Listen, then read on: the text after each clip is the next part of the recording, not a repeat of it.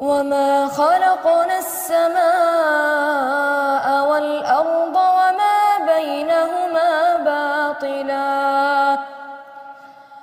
ذلك ظن الذين كفروا فويل للذين كفروا من النار۔ ایک آیت نے ہمارے رونگٹے کھڑے کر دیے۔ اس آیت کی طرف بھی آپ کو لے جانا چاہتا ہوں تاکہ آپ کو دنیا کی حقیقت معلوم ہو جائے۔ اللہ سبحانہ و تعالیٰ نے سورہ زخرف میں ارشاد فرمایا۔ زخرف تو جانتے ہیں کون سے پارہ میں ہے؟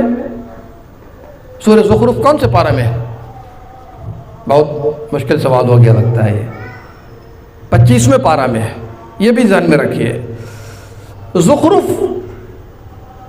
سورہ زخرف کے اندر اللہ نے فرمایا، توجہ کیجئے گا، وَلَوْلَا أَن يَكُونَ النَّاسُ أُمَّةً وَاحِدَةً لَجَعَلْنَا لِمَن يَكْفُرُ بِالرَّحْمَنِ لِبُيُوتِهِمْ سُقُفًا مِّن فِضَّةٍ وَمَعَارِجَ عَلَيْهَا يَظْهَرُونَ وَلِبُيُوتِهِمْ أَبْوَابًا وَسُرُرًا عَلَيْهَا يَتَّكِئُونَ وَزُخْرُفًا وَإِن كُلُّ ذَلِكَ لَمَّا مَتَاعُ الْحَيَاةِ الدُّنْيَا وَالْآخِرَةُ عِندَ رَبِّكَ لِلْمُتَّقِينَ۔ اگر لوگ ایک ہی چیز کی طرف نہ چل دیتے، ایک ہی چیز پر اکٹھے نہ ہو جاتے، توجہ کیجئے گا میرے ساتھ، لَجْعَلْنَا لِمَن يَكْفُرُ بِالرَّحْمَنِ، جو لوگ بھی اللہ کا انکار کرتے ہیں یعنی کفر اختیار کرتے ہیں، ان کو ہم دنیا سب کچھ دے دیتے۔ لِبُيُوتِهِمْ سُقُفًا مِّن فِضَّةٍ، بیت کہتے ہیں گھر کو، ان کے گھروں کی چھت کو، ان کے گھروں کو چاندی کا بنا دیتے۔ توجہ کیجئے گا، گھر کو اور چھت کو کس کا بنا دیتے؟ بولیے، چاندی تو جانتے ہیں نا، سلور۔ وَمَعَارِجَ عَلَيْهَا يَظْهَرُونَ، اور جو سیڑھی چڑھتے ہیں ہم لوگ، سیڑھی، ان کی سیڑھیوں کو بھی چاندی کا بنا دیتے۔ وَزُخْرُفًا، چھت ہے، دروازہ ہے، ابواب ہے، پلنگ ہے، کچھ سونا کچھ چاندی سب کا بنا دیتے۔ اور اس کے بعد اللہ نے کیا فرمایا؟ وَإِن كُلُّ ذَلِكَ لَمَّا مَتَاعُ الْحَيَاةِ الدُّنْيَا، سب کچھ بھی دے دیں گے، سونا چاندی ہیرے جواہرات پیسے کوڑی سب کچھ ہم نے تم کو دے دیا، آنکھ بند ہوگی کہ نہیں ہوگی؟ نہیں ہوگی۔ وَإِن كُلُّ ذَلِكَ لَمَّا مَتَاعُ الْحَيَاةِ الدُّنْيَا، یہ دنیا کی زندگی ہے، آنکھ بند ہوگی سب چلی جائے گی، ختم۔ وَالْآخِرَةُ عِندَ رَبِّكَ لِلْمُتَّقِينَ، اور تیرے رب کے پاس آخرت ہے کس کے لیے؟ اللہ سے ڈرنے والوں کے لیے، اس کا تقوی اختیار کرنے والوں کے لیے آخرت ہے۔ کیا پتہ چلا ساری دنیا مل جائے، زیب و زینت مل جائے، لیکن ہماری خواہشات پوری ہونے والی نہیں ہے۔ نبی صلی اللہ علیہ وسلم نے بڑی اچھی مثالیں بھی پیش کی ہے۔ اب دنیا کا کوئی ویلو نہیں دیا ہے، کوئی ویلو نہیں دیا ہے، بڑی گاڑیاں بنگلہ کچھ بھی کر لیتے ہیں آپ۔ نبی صلی اللہ علیہ وسلم نے فرمایا، صحیح مسلم کی حدیث ہے، رکعتا الفجر خیر من الدنیا وما فیہا، فجر کی 2 رکعت سنت، کان کھول کر سنیے، فجر چھوڑنے والوں کان کھول کر سنو، کتنی بڑی محرومی ہم لوگ اختیار کرتے ہیں۔ فجر کی 2 رکعت سنت دنیا کی تمام چیزوں سے زیادہ بہتر ہے۔ جب سنت کا یہ عالم ہے، فرض کا عالم کیا ہوگا اندازہ کر لیجئے آپ۔ اس کا مطلب سب سے بڑا محروم انسان وہ ہے جو پہلے امتحان میں فیل ہو جاتا ہے۔ صبح کی نماز پہلی نماز ہے، پہلا امتحان ہے، اگر اس میں فیل ہو گئے تو گویا کہ آپ فیل ہو گئے، اپنا کام ہو گئے۔ نبی صلی اللہ علیہ وسلم نے فرمایا، جنت میں کوڑا یعنی ڈنڈا رکھنے کی جگہ دنیا کی تمام چیزوں سے زیادہ بہتر ہے۔ ایک روایت میں ہے کہ جو جنتی عورتیں حور عین ہیں، ان کا دوپٹہ دنیا کی تمام چیزوں سے زیادہ محبوب ہے۔ اب آپ اندازہ کیجئے، فجر کی 2 رکعت سنت دنیا کی تمام چیزوں سے زیادہ محبوب ہے۔ جنت میں کوڑا اور ڈنڈا رکھنے کی جگہ دنیا کی تمام چیزوں سے زیادہ محبوب ہے۔ جنتی عورتوں کا دوپٹہ دنیا کی تمام چیزوں سے زیادہ محبوب ہے۔ اب آپ کو اندازہ ہو گیا ہوگا کہ دنیا کی کوئی وقت نہیں ہے۔ کوئی وقت ہے؟ کوئی وقت نہیں ہے۔ آپ کو قارون والا خزانہ دے دیا جائے پھر بھی موت آئے گی، آپ کو آئے گی کہ نہیں آئے گی؟ لیکن جو اللہ کے نیک بندے ہیں وہ دنیا نہیں مانگتے، وہ آخرت مانگتے ہیں۔ اور جو دنیا دار ہیں، یا لیت لنا مثل ما اوتی قارون، جیسے قارون کو ملا تھا ہمیں بھی مل جاتا تو بہت اچھا ہوتا۔ اور جب اللہ نے دھسا دیا تو کیا کہا انہوں نے؟ اچھا ہوا کہ اللہ تعالیٰ نے ہم کو بچا لیا۔ دیکھا کیا پتا چلا؟ مال مت مانگیے اللہ سے، کیا مانگیے؟ عافیت مانگیے، آخرت مانگیے، جنت مانگیے، مغفرت مانگیے۔ پورے سال کی سب سے بہترین رات شب قدر ہے، سب سے بہترین رات ہے۔ اس میں نبی صلی اللہ علیہ وسلم نے کون سی چیز مانگنے کا حکم دیا ہے؟ بولیے، اللہم انک عفو تحب العفو فاعف عنی۔ دیکھا، معافی مانگیے کہ اللہ آپ کو معاف کر دے، آپ پر رحم کر دے۔ میرے بھائیوں، اتنی تمہید کے بعد میں آپ سے ایک بات کہنا چاہتا ہوں۔ دنیا کو سب سے زیادہ سمجھا ہے تو اللہ نے سمجھا ہے، جس نے پیدا کیا ہے۔ دنیا کی حقارت کو اللہ نے کیسے بیان کیا وہ آپ کے سامنے ہم نے پیش کر دیا ہے۔ اور اللہ کے بعد سب سے زیادہ دنیا کو سمجھنے والے کون تھے؟ نبی صلی اللہ علیہ وسلم تھے کہ نہیں تھے؟ ان سے بہتر دنیا کو کسی نے سمجھا ہوگا، لیکن دنیا کے اندر داخل نہیں ہوئے، دنیا کو دل کے اندر داخل کرنے کی کوشش نہیں کی۔ اور یہی وجہ ہے، شاید آپ لوگوں کو یہ حدیث یاد ہے یا نہیں یاد ہے، مسند امام احمد کی روایت، ذرا توجہ کے ساتھ سنیے۔ ایک مرتبہ جبریل نبی صلی اللہ علیہ وسلم کے پاس بیٹھے ہوئے تھے، میرے ساتھ رہیے۔ جبریل بیٹھے ہوئے ہیں، نبی صلی اللہ علیہ وسلم سے فرما رہے ہیں، اللہ کے نبی صلی اللہ علیہ وسلم، یہ جو فرشتہ آپ دیکھ رہے ہیں یہ زمین پر کبھی نہیں اترا جو ابھی آنے والا ہے آپ کے پاس۔ اور جب وہ فرشتے آئے انہوں نے کہا، اے اللہ کے نبی صلی اللہ علیہ وسلم، اللہ نے مجھے آپ کے پاس بھیجا ہے اور ایک سوال دے کر بھیجا ہے کہ آپ کو بادشاہ اور نبی بننا پسند ہے یا عبد رسول بننا پسند ہے؟ یعنی آپ اللہ کے عبد، غلام اور رسول بن کر زندگی گزارنا چاہتے ہیں یا بادشاہ اور نبی بن کر زندگی گزارنا چاہتے ہیں؟ نبی صلی اللہ علیہ وسلم نے فرمایا کیا؟ بل عبدن رسولا۔ کیا کہا؟ بل عبدن رسولا، میں چاہتا ہوں کہ اللہ کا غلام بن کر کے رہوں اور رسول بن کر کے رہوں۔ بادشاہت کو ٹھکرا دیا اور کیا پسند کیا؟ کیا پسند کیا؟ غلام بن کر کے رہنا پسند کیا۔ اور سب سے بہتر غلام اللہ کے کون ہے؟ ہمارے اور آپ کے حبیب محمد صلی اللہ علیہ وسلم۔ پہلا پوائنٹ ہوا۔ دوسرا پوائنٹ لیجئے، اماں عائشہ کی روایت، واللہ میں جب یہ دیکھ رہا تھا مطالعے میں آنکھوں سے آنسو نکل رہے تھے۔ سب سے بڑی ہستی جس نے دنیا میں رہے، سب سے بڑی ہستی دنیا میں جو رہے، ان کا حال آپ کو میں سناؤں، آنکھوں سے آنسو نکلنے لگتے ہیں۔ اماں عائشہ فرماتی ہیں آل محمد صلی اللہ علیہ وسلم نے پیٹ بھر کر جو کی روٹی 2 دن لگاتار نہیں کھایا، یہاں تک کہ ہمارے نبی دنیا سے چلے گئے۔ اللہ امام الانبیاء، اگر وہ چاہتے سونے چاندی کا انبار لگا دیے ہوتے۔ ایک روایت میں یہاں تک آیا ہے جب اللہ نے فتوحات کا سلسلہ شروع کر دیا اور صحابہ کرام بھی مالدار ہونے لگے، اس کے باوجود عمر فاروق فرماتے ہیں کہ نبی صلی اللہ علیہ وسلم 2 وقت لگاتار نہیں کھاتے تھے، بلکہ ایک روایت میں ایک دن کھاتے تھے، ایک دن بھوکے پیاسے رہتے تھے۔ کس بنا پر؟ مال نہیں تھا، مال ہے لیکن دنیا سے بے رغبتی اختیار کیے جا رہے ہیں۔ ان کا گھر کس کا تھا؟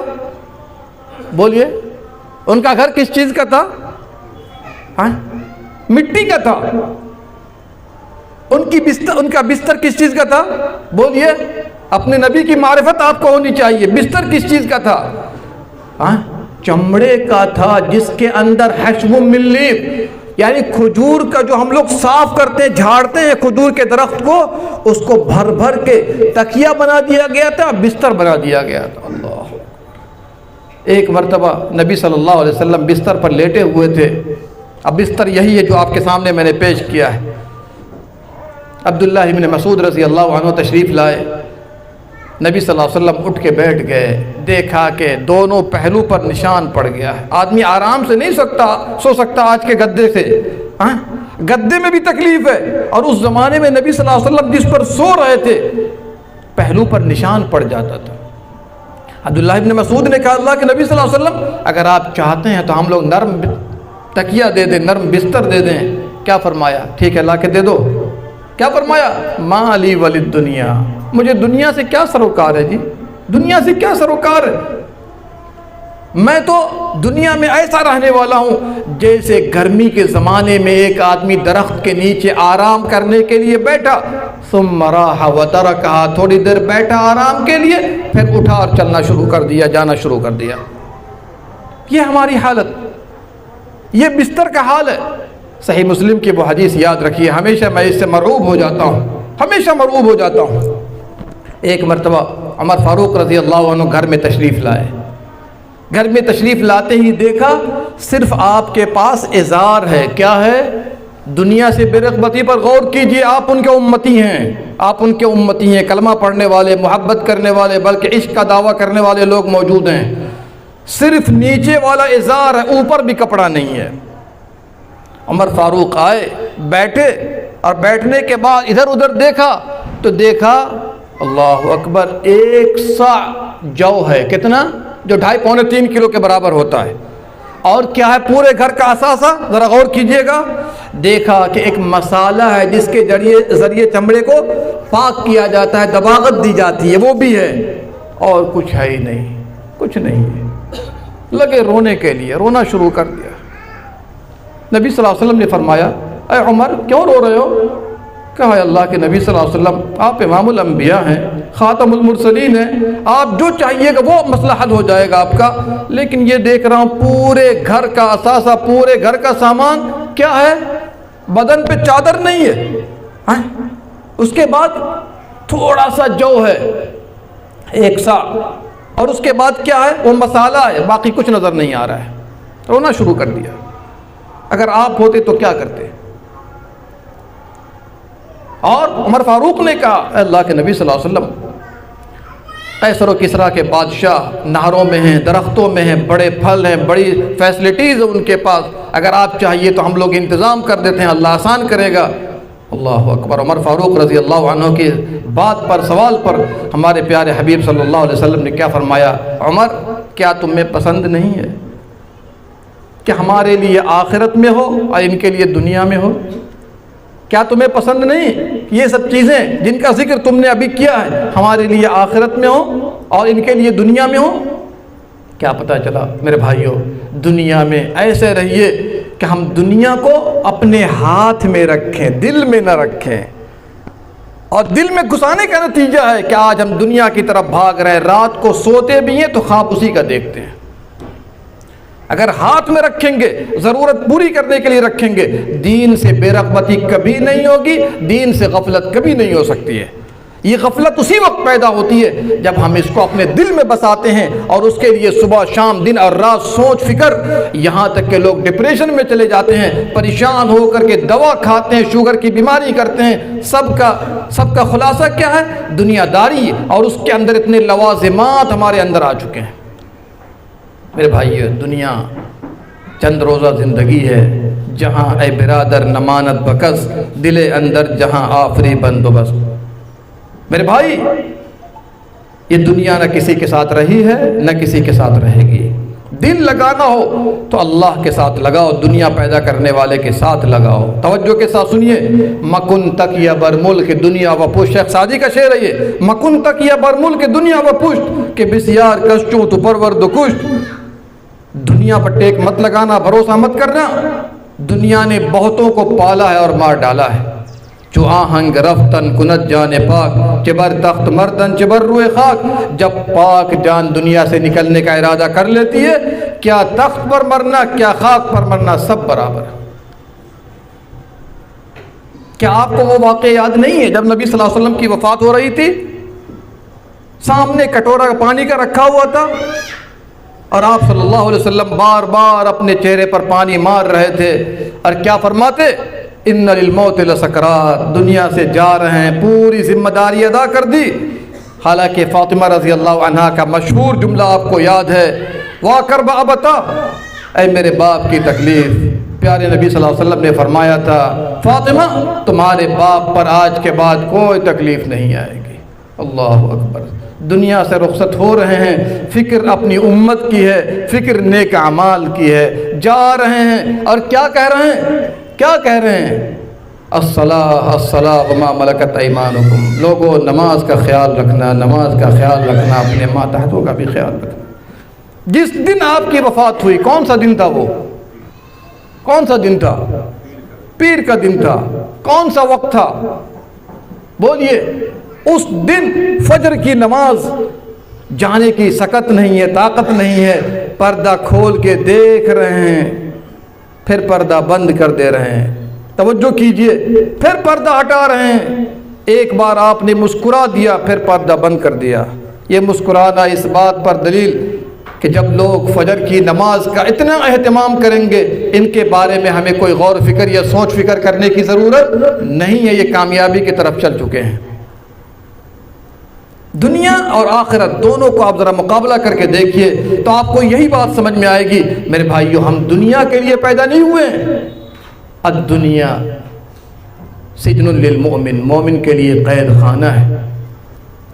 یہ وہ نبی صلی اللہ علیہ وسلم ہیں جو افضل البشر تھے، دنیا میں آئے، کبھی دانت ٹوٹے، کبھی تکلیف پہنچی، کبھی بیٹا فوت ہو گیا، اس طرح تکلیفوں میں زندگی گزار کے چلے گئے۔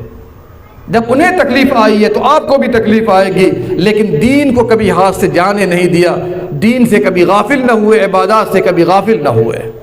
کیوں؟ مائنڈ میک اپ تھا کہ ہم دنیا کے لیے نہیں آئے بلکہ کس کام کے لیے آئے ہیں؟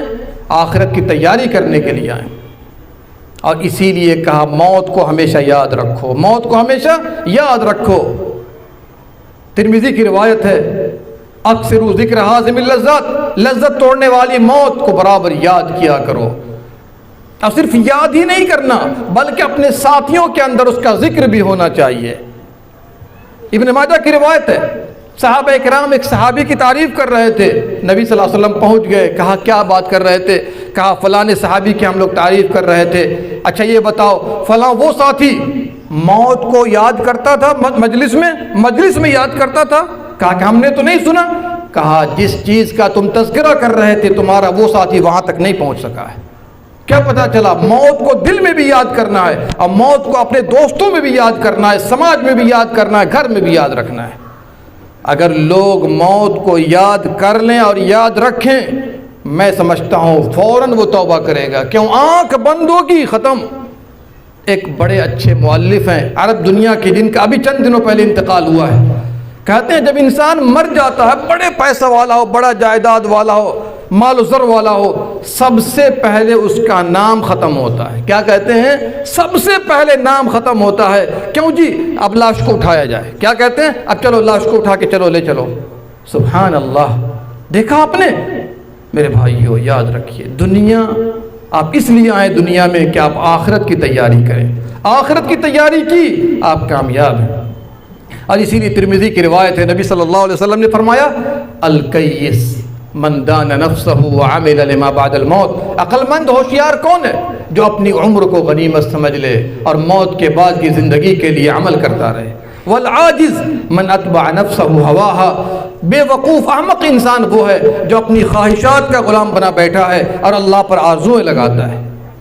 میرے بھائیو مائنڈ میک اپ کر لیجئے، کامیابی چاہتے ہیں کہ نہیں چاہتے ہیں؟ آرام چاہتے ہیں کہ نہیں چاہتے ہیں؟ مرنے کے بعد وہاں کوئی جائے گا پوچھنے؟ کوئی چچا، کوئی دادا، کوئی باپ؟ کوئی نہیں جائے گا، کوئی کسی کو پوچھنے والا نہیں ہوگا۔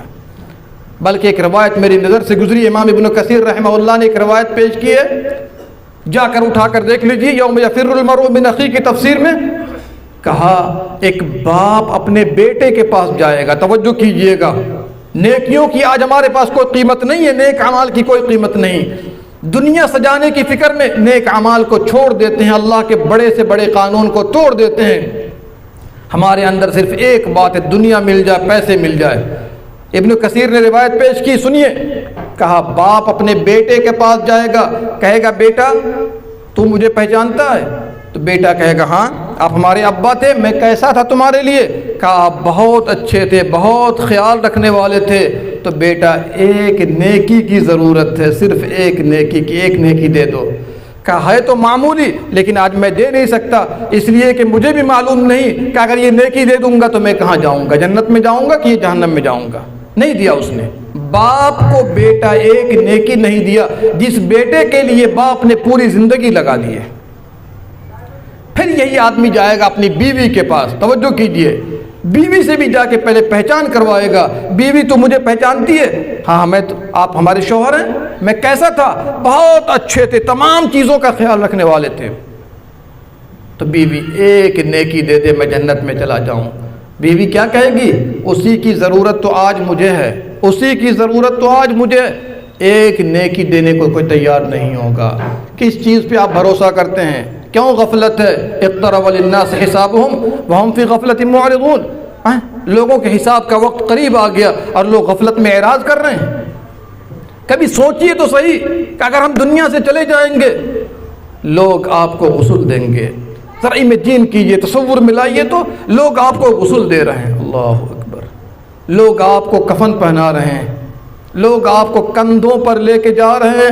نبی صلی اللہ علیہ وسلم نے فرمایا جب مردے کو لے جایا جاتا ہے کندھوں پر تو وہ کہتا ہے کہاں لے جا رہے ہو، کہاں لے جا رہے ہو، لیکن جو نیک ہوتا ہے، اللہ اکبر، کہتا ہے جلدی لے چلو، جلدی لے چلو، اور جو برا ہوتا ہے وہ کہتا ہے کہاں لے جا رہے ہو، وہاں جانے کے بعد تو معاملہ اور سخت ہے، ابھی قبرستان پہنچا نہیں ہے، راستے میں یہ بات ہو رہی ہے، اور اس کے بعد جب قبر میں ڈال دیا جاتا ہے، اللہ ہم سب کو محفوظ رکھے، بہت سخت معاملہ ہوگا، بہت سخت معاملہ ہوگا۔ اس لیے میرے بھائیوں میں کہوں گا عقل مند وہی ہے جو آخرت کی فکر میں جیتا اور مرتا ہو، اور بے وقوف وہ انسان ہے کہ اللہ نے سب کچھ دے دیا، صحت بھی ہے، عافیت بھی ہے۔ نبی صلی اللہ علیہ وسلم نے فرمایا نعمتان مغبون فیہما کثیر من الناس، دو نعمتیں ایسی ہیں جن میں اکثر لوگ دھوکے کے شکار ہیں۔ جب ہمارے حبیب نے فرما دیا بات بالکل 100% صحیح ہے، اکثر لوگ دھوکے کے شکار، ایک صحت، ایک خالی وقت۔ کیا بیمار پڑ جائیں گے تو نیک عمل کریں گے؟ کیا آپ بزی ہو جائیں گے تو نیک عمل کریں گے؟ اس سے پہلے اس دنیا کو، اس زندگی کو غنیمت سمجھ لیجئے۔ اور میرے بھائیوں چونکہ وقت قریب آ رہا ہے، میں آپ کو 3 سے 4 پوائنٹ میں بتانا چاہتا ہوں کہ آخرت کی تیاری ہم اور آپ کیسے کریں۔ پہلا پوائنٹ لے کر کے جائیے، ہمیں علم دین آنا چاہیے، ہمیں علم دین آنا چاہیے۔ علم دین نہیں، آپ کیا تیاری کریں گے؟ کیا تیاری کریں گے؟ اور اسی لیے اللہ سبحانہ و تعالیٰ نے سب سے پہلے کہا علم حاصل کرو۔ اتنا بڑا مجمع بیٹھا ہوا ہے، اتنا بڑا مجمع، ماشاءاللہ سینکڑوں کی تعداد میں لوگ بیٹھے ہوئے ہیں، اور انعام کے طور پر میں آپ سے کہتا ہوں کلمہ تو ہم سب نے پڑھا ہوگا کہ نہیں پڑھا ہے؟ بولیے، کلمہ پڑھا ہے کہ نہیں پڑھا ہے؟ پڑھا ہے۔ جو آدمی بتا دے مجھے کلمے کی شرطیں کتنی ہیں، جو کہ سب سے پہلی بنیاد ہماری ہے، اس کے لیے انعام ہے۔ آئیے، ایک منٹ بولیے، نہیں، کلمے کی کتنی شرطیں ہیں؟ یہاں سے وہاں تک لوگ بیٹھے ہوئے ہیں جی، 7 شرطیں ہیں، کھڑے ہو کے بتائیے تو کون ہے جی؟ بولیے بولیے، سارے اپنے لوگ ہیں یہاں پر جی۔ اقرار کرنا، دوسری شرط کیا ہے؟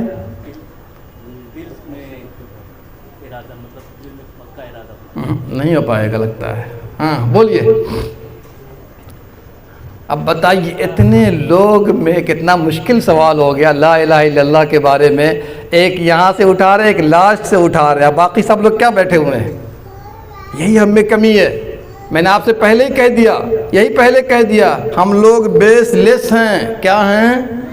اس لیے ہمارے اندر مضبوطی نہیں آ پاتی ہے۔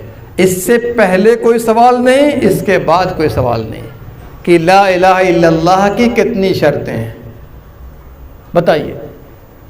علم حاصل کرنا ضروری ہے کہ نہیں ہے؟ اگر آپ کو پتہ چل جائے گا کہ یہ آنے والا ہے کمپٹیشن، میڈیکل کمپٹیشن میں سب سے پہلے اسی کو یاد کریں گے، اور جبکہ یہی سوال آپ سے آگے پوچھا جائے گا، نہیں سمجھا آپ نے؟ اور آج ہمیں معلوم نہیں، جبکہ ماشاءاللہ 40-50 سال کے مسلمان بیٹھے ہوئے، 70, 80, 90 سال والے بیٹھے ہوئے ہیں۔ نہیں، یہ افسوس کہ میں احساس دلانا چاہتا ہوں کہ ہم لوگ آج نماز روزے کی گفتگو بہت سنتے ہیں کہ نہیں سنتے ہیں؟ کہ لوگ تنگ آ چکے ہیں، پڑھے نہ پڑھے لیکن تنگ آ چکے ہیں، ہر خطبے میں نماز، ہر خطبے میں نماز۔ ہونا تو یہ چاہیے کہ محبت ہو، چلو بھائی الحمدللہ دین کی بات ہو رہی ہے، ہمیں ٹھیک سے یاد رکھنا ہے۔ پہلا سوال ہم نے کیا آپ سے، انعام بھی دینے کو تیار ہو کہ لا الہ الا اللہ کی کتنی شرطیں ہیں، بولیے۔ اسی لیے میں نے کہا کہ آپ علم دین حاصل کیجیے، اور سب سے زیادہ آپ عقیدے کا علم حاصل کیجئے. اور یقین جانیے میں منچ پر بیٹھ کے بول رہا ہوں آپ کو، علماءوں سے ہم نے انٹرویو لیا، 6 7 علماء سے وہ جواب نہیں دے سکے.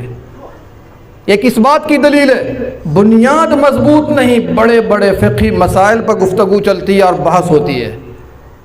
اسی لیے یہ آپ کو ہوم ورک میں دے رہا ہوں کہ انشاءاللہ آپ جا کے معلومات لیجئے گا. یہ پہلا پوائنٹ میرا ہے، عقیدے کا علم حاصل ہونا چاہیے. دوسرا پوائنٹ لے لیجئے کہ ہمیں اور آپ کو چاہیے کہ ہم نماز کا اہتمام کریں. ایک علماء سے میں نے کہتے ہوئے سنا، 2 کام زندگی میں کبھی نہیں چھوڑنا. کیا کہتے ہیں؟ 2 کام زندگی میں کبھی نہیں چھوڑنا. اللہ سے تعلق ختم نہیں کرنا، اور نماز اللہ سے تعلق ہے. جب تعلق ہی ختم کر لیں گے تو آپ کس سے لیں گے اور دیں گے؟ بتائیے کون آپ پر رحم کرے گا؟ کون آپ کی مدد کرے گا؟ کون کرے گا؟ بتائیے مجھے. نماز کبھی بھی نہ چھوڑی. یہ اللہ سے کانٹیکٹ پوائنٹ ہے. کیا ہے یہ؟ کانٹیکٹ پوائنٹ ہے. اگر آپ نے تعلق ختم کر لیا، مصیبت آتی ہے، ان کے پاس جاتے، ان کے پاس جاتے، یہ کیا کر سکتے ہیں آپ؟ یہ کیا کر سکتے ہیں آپ کے لیے؟ جہاں سے مصیبت آئی ہے وہی اللہ آپ کی مصیبت کو دور کرے گا. اور نماز مصیبتوں کو دور کرنے کے لیے سب سے بہترین نسخہ ہے. اور یہ میں نہیں کہتا ہوں، یہ تو اللہ نے قرآن میں کہا ہے. آپ کو روزی چاہیے، نماز پکڑ لیجئے، دیکھیے روزی ملتی ہے کہ نہیں کشادگی کے ساتھ. وَأَمُرْ أَهْلَكَ بِالصَّلَاةِ وَاصْطَبِرْ عَلَيْهَا. اللہ نے کہا ہے نبی صلی اللہ علیہ وسلم گھر والوں کو نماز کا حکم دیجئے اور خود بھی ڈٹ جائیے. اور آگے کیا کہا؟ لَا نَسْأَلُكَ رِزْقًا. نماز کے ساتھ روزی کو بیان کر دیا، اس بات کو بتانے کے لیے کہ نماز پڑھو گے تو غیب سے روزی ملے گی. کس سے؟ غیب سے روزی ملے گی. اور نبی صلی اللہ علیہ وسلم کا فرمان ہے مسند امام احمد کے اندر، ثوبان رضی اللہ عنہ کی حدیث، کہ بندہ گناہ کرتا رہتا ہے یہاں تک کہ روزی تک سے محروم کر دیا جاتا ہے. روزی سے محرومی کی ایک بڑی وجہ کیا ہے؟ ہماری نماز کا چھوڑنا ہے. دیکھ لیا آپ نے، قرآن اور سنت دونوں ایک دوسرے کی تائید میں ہے. تیسرا پوائنٹ میں آپ سے کہوں گا، برائیوں کے قریب مت جائیے. برائیوں کے قریب مت جائیے. اللہ نے منع کیا اور آپ وہی کرنا چاہتے ہیں.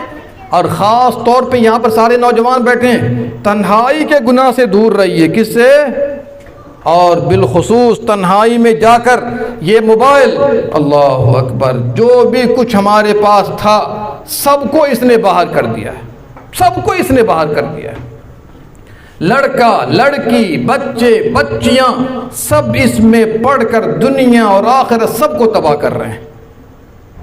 کل تک آپ بھی سنتے تھے کیا کہ لڑکے یہ غلط کام کر رہے ہیں، اب تو لڑکیاں اس سے آگے نکلنے کی کوشش میں ہیں.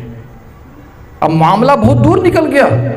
اور اخبار مجھ سے زیادہ جانتے ہیں آپ کہ پہلے تو مسلمان لڑکوں کے ساتھ بھاگتے تھے، اب غیر مسلم لڑکوں کے ساتھ بھاگ رہی ہیں. بھاگ رہی ہیں کہ نہیں بھاگ رہی ہیں؟ دربھنگے کی رپورٹ دے رہا ہوں، 50 سے زیادہ مسلم بچیاں ہندوؤں کے ساتھ غیر مسلموں کے ساتھ شادی کر چکی ہیں. 50 سے زیادہ.